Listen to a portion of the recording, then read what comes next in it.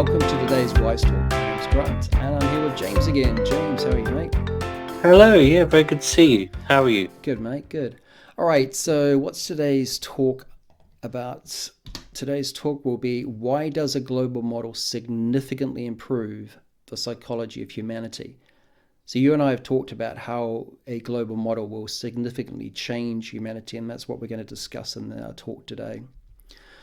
Right, so the first thing we need to do though is just make people aware of where our current psychology is. So our previous videos where we've talked about this subject explain that in a competitive world where humanity is competing against itself as a people, this kind of competition and focus on self-interest creates all the conflicts and all the problems that we currently have in the world today. And because we're not addressing that root cause, we can't move past a lot of those problems and issues that we face. That, you know, the continual wars, the poverty, the struggles we constantly go through just to implement sensible ideas. The world today knows, for example, that climate change is a serious challenge and needs to be addressed in the world, and yet we're not coordinated on that idea. You've got different political and economic interests always fighting and challenging that sort of position because it's not in their interest to actually support that position. And we just have those conflicts of interest constantly in the world today because of the way that the system actually drives that kind of mentality. So we've talked about how a Yeah, global model will change all that, all right? But this exists yeah, at every level, right? absolutely. Nations are conflicted with their interests. Governments have got conflicts of interest because they're obviously trying to support their own nation's agenda. Political parties are constantly in conflict with each other as they try to actually take control of their own governments. Businesses are competing against each other to try and sell goods and services. And individuals get pulled into this world of craziness because they need jobs to survive, get by, and pay their bills, just to survive each day. So it's a Yeah, bit of a crazy world, isn't it?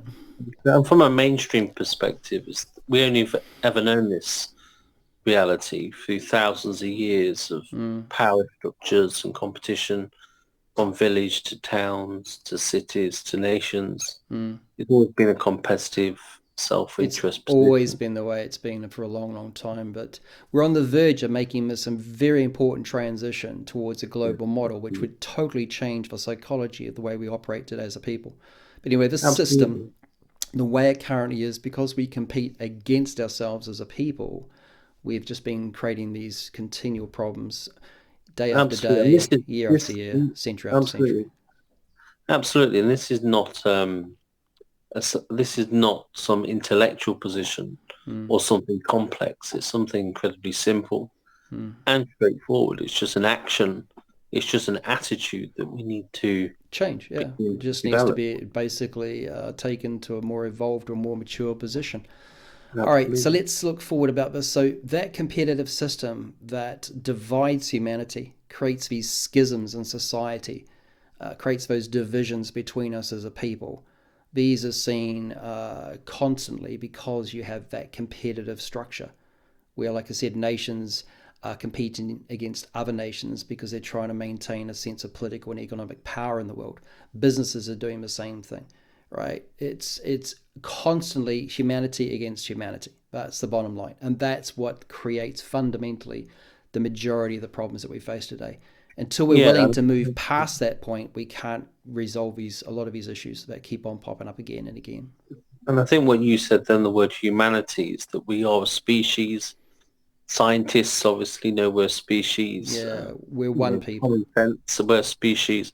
And so at some point we're going to need to look at that reality and say we need to function as a as people. a species. Yeah, instead of function as individual peoples in individual nations, it's time to function as a single people working in a single world. One people, one world, basically. Absolutely. Right, so that self interest is a mentality that permeates every single nation throughout the world. So every nation is often totally focused on their own interests. And because each nation is focused on their own interests, it puts them in conflict with all the other nations as well, who are doing exactly the same thing. They're all focused on their own self interest. And that level of self interest in the world creates massive chaos and issues and problems that we are facing over and over and over and over again. So it's time for humanity to grow beyond this, right? To mature, to take it to the next level and say, look, we can do better than this. We can do so much better than the world we're creating today. In a global model where we're making the decision to work together for the common good of all nations, we can Yes. basically resolve all of these issues that we're looking at in that slide on the screen at the moment. Yeah, and for people who don't really look into this in depth, on the surface, let's say we look at the TV, the news reports, we often see world leaders together, shaking each other's hands and working together. But Hmm. that's only a presentation. That's just Superficial, yeah. an Yeah, image, yeah, because behind the scenes, the truth of the matter is there is yeah. intense economic competition Competition, taking place yeah, and a focus on in their those own nation's countries. self-interest. All right, so those are the problems that arise due to the competitive structure of society today, but we have the ability to change this. We can basically move past this system. The question that some people obviously struggle to understand is, well, how can you take all that self-interest in the world, and how can you all of a sudden get rid of all that self-interest, that focus on self-interest? Well, just before we show the answer to that question and we reveal basically how that can be achieved, let's consider a G20 meeting, a typical G20 meeting, where you've got a group of nations that have come together to discuss different sort of economic and international agenda issues that they face, and often they're attending these meetings with obviously a focus on their own national self-interest. So you might have somebody in the room there, for example, thinking from an American position, going, well, I need to get the best trade deals for America and find a way to maybe stop China offering cheaper deals to others, so that, China then takes all these different trade deals away from America. And then on the other side of the equation, you may get somebody from China thinking to themselves, America can't compete with us on international trade because obviously we can make and sell these goods and services at a cheaper rate than what the Americans can sell them at. So therefore, we can sell our goods and services to other nations at a cheaper level, which they're going to purchase from us instead of America. And from that point of view, they think they can use that leverage maybe to further advance their own interests. But anyway, Yeah, these nations are absolutely. constantly in conflict with each other according to their interests, and that's where Yeah. these issues arise.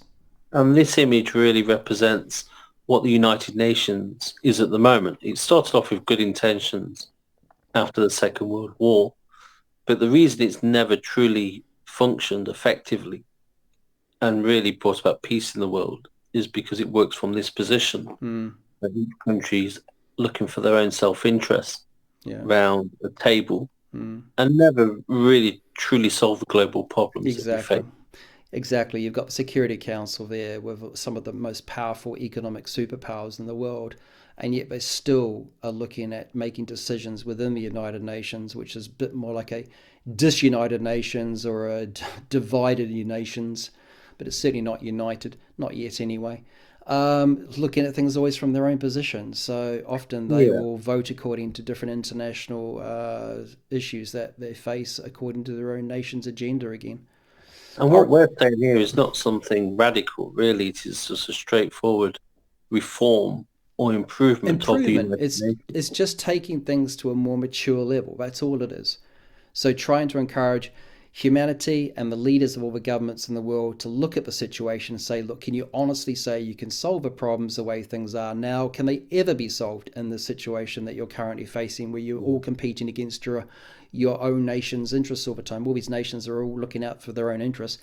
How can you ever solve problems when you're not aligned in your focus, your psychological focus here? It's impossible. So let's look at the answer that solves all of this, right? So a global model will psychologically improve humanity on a global scale, but how does it achieve it? What's the magic solution here that actually allows a global model to succeed where all the other strategies that have been adopted have always failed? Well, let's take a look at that now. The strategy is, as you're about to see in this slide, it is to unite the self-interest. So all the self-interest that all these nations are bringing to the table, where they're competing against each other all the time, gets united together. And if you unite the self-interest in the world, it becomes shared interest. Yeah, and this is a really That's good like a point. psychological alchemy when you Mm. think about it. It's a psychological alchemy because you're literally flipping a very negative state of mind into a completely positive state of mind by the act of unity, unifying it together. Yeah, and this is a really good point, and it's a superb slide because it points out clearly it's not about getting rid of the interests of nation states. It's not like they have to sacrifice their interests for some selfless position. Mm. They all benefit. They Yeah. all win if they follow the shared interest position Yeah, because of they're all working trying to together. achieve basically a better sort of quality of life for the individuals in their own nations. They're all trying to improve their standard of living. They're all trying to basically, elevate humanity as a whole up. Well, the only way you can truly do that is by working together. You can't do it in Yeah, opposition against each other because that continually leads to wars and conflicts of interest over time, and that's always yeah, going to lead to yeah, problems. yeah. And that's why it's so obvious that we need to move from a nation-centered organization to a human-centered organization Yeah. where we work together as one species. What's another interesting And it, fact here is that the answer, as you can see, is in the name itself, well, the English spelling of the name as well. We just need to unify humanity. Unify humanity, essentially bring us together as a people, focus on a set of shared goals that basically benefit and support all nations. And if all nations are coordinating their efforts and working together towards those shared goals, they all benefit as a result, and we achieve international peace in the world. We achieve yeah, exactly the goals that all these absolutely. nations and their leaders keep telling us they want to achieve. And people often say this has never happened before, but that's not true. If you look at local associations, regional associations, national associations, and international associations where they're working together to solve Mm. problems in the world, it's happened throughout history. Decent human beings coming together And on to that solve point, as real, you real said, problems. on that point as well as you're pointing out, every time humanity's had a bit of an international crisis, like the financial crisis in Huge economic. 2008 or the COVID pandemic, yeah, then all the nations have come together and said, hey, we need to work together to solve this.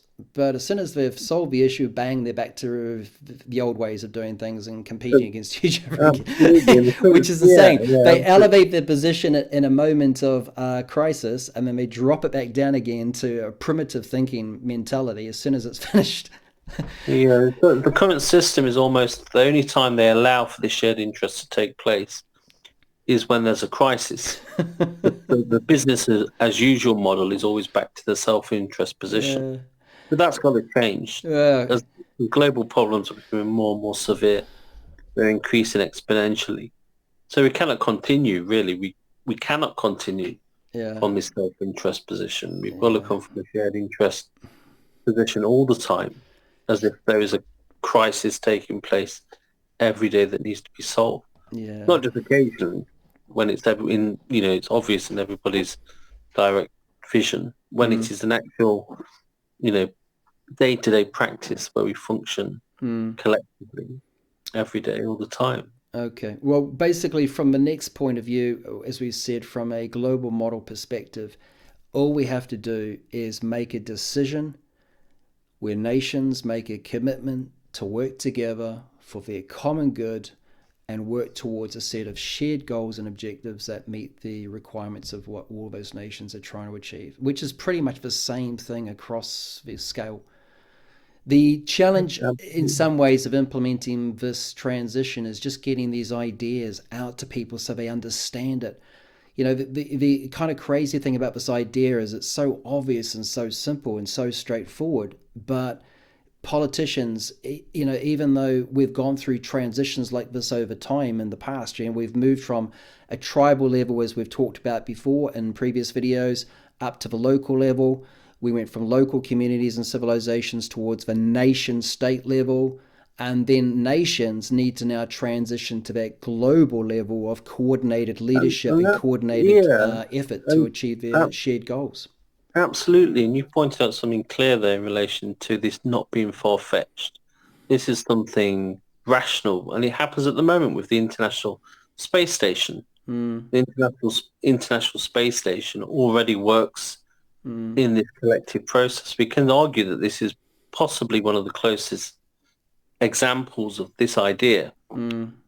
actually working on the ground with the people rather than obviously with expertise in space. I think the other point we mentioned about this as well, in every other respect in global society today, humanity's already taken things to the global level. We have a global communication system, we have a global transport system, we can travel globally throughout the world, anywhere in the world.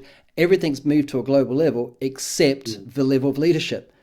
And like I said, in the past, where nations were still operating at the local level, have eventually found the courage and determination to take things to the nation state level. Now the nation states need to take it to the next level and take it to the global level so that they're in alignment with everything else that exists in the global world today. And it only takes them to turn around and do this. It's not like it's some Yeah, complex exactly. It's a bureaucratic decision. Really, is process. we what we're advocating here. The International Humanitarian Organization of the People, that's advocated on the slide here, is really just the United Nations, but get rid of all the politics, take the politics out of it completely, give the United Nations the freedom to be able to make the right decisions that will benefit all nations and allow them to grow and develop as independent nations, but in a coordinated way where these nations are now working together for their common good, but remove the politics out of it. Just take all the politics out of it. Yeah, absolutely. And what it says in the title, which is organisation, it is basically to organise nation states, isn't it, into a cooperative process That's exactly it, where yeah. they can solve global problems. So, with that kind of mentality in mind, imagine how a G20 meeting would unfold in that situation, right? Maybe you've got nation states again attending a meeting, looking at the challenges they face now in a global model now. They've adopted a global model. So, they've made a commitment to work together as nations for the common good of all of them. And all of a sudden, everything's different because now you get maybe a representative from America saying, how can America play a pivotal role to help address, say, climate change? Whereas we know that the political changes in political systems throughout the world flip back and forward between supporting climate change, not supporting it, not support. This happens because of changes in governments, basically in different nations all the time.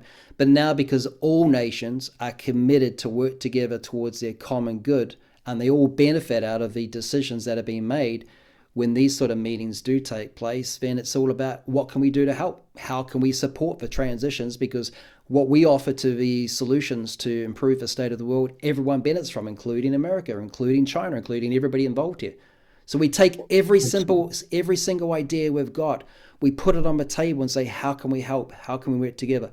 So America would support climate change fully 100%, and they would be offering things like, well, what technology can we offer to this, to improve the solution for everybody here in a global way. China would do the same. China can also assist in many ways. Our people would be proud to play an important role to help resolve the climate change challenge that we face today. Absolutely, absolutely. And this is what people expect the United Nations to be like anyway. I thought it was going to be like this when I was a kid, just so you know. I actually thought it's originally what the United Nations was, until obviously you grow up and you realize, oh, that's not what the United Nations actually is.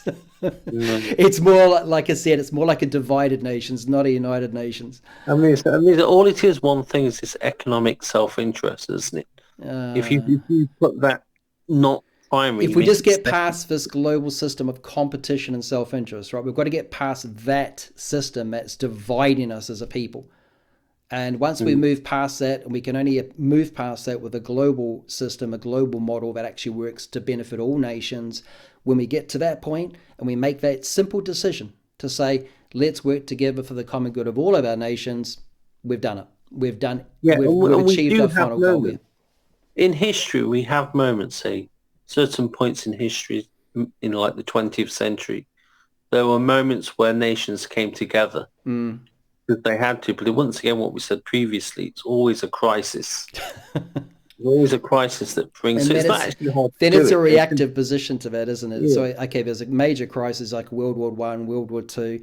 We implement the League of Nations, we implement the United Nations, but again, they kept trying to use a competitive system even within that environment, and that's never going to work. You can't use a competitive system that pits nation against nation and then say, let's work together. You can't have We cooperation and also, yeah. competition at the same time. It's like saying, I want to have light and dark. You can't have both at the same time. You have one or the other, but you can't have both. Yeah, absolutely. And when you have this competitive self-interest, you'll end up getting the worst examples of that, as we know, like the Second World War would Mm, be a perfect example of that, which was the worst example of competitive self-interest taking place, manifesting in the worst possible way, mm, as we know what the Second World War, why that took place. yeah.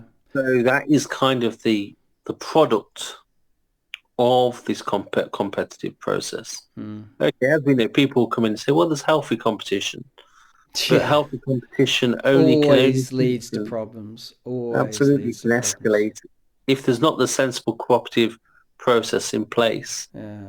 it will always lead to the worst possible form of competition. Yeah. Yeah. It's never So going to even work. things like the Olympic Games, which we can say is healthy competition, it Mm. takes a total cooperative process Yeah. to bring it about. So that would Yeah. be one example where even healthy competition needs to be sensibly regulated by shared interest, by working together, Yeah. Yeah. by And sensible it's not, cooperation. it's like the Wild West out there in that sense. It's just everyone for themselves, every nation for Absolutely. themselves, every business for themselves. It's just a Wild West. There's no organized control mechanism there The which rule gets us structures focused in on place. our shared goals. There's nothing like that, and that's where it falls apart.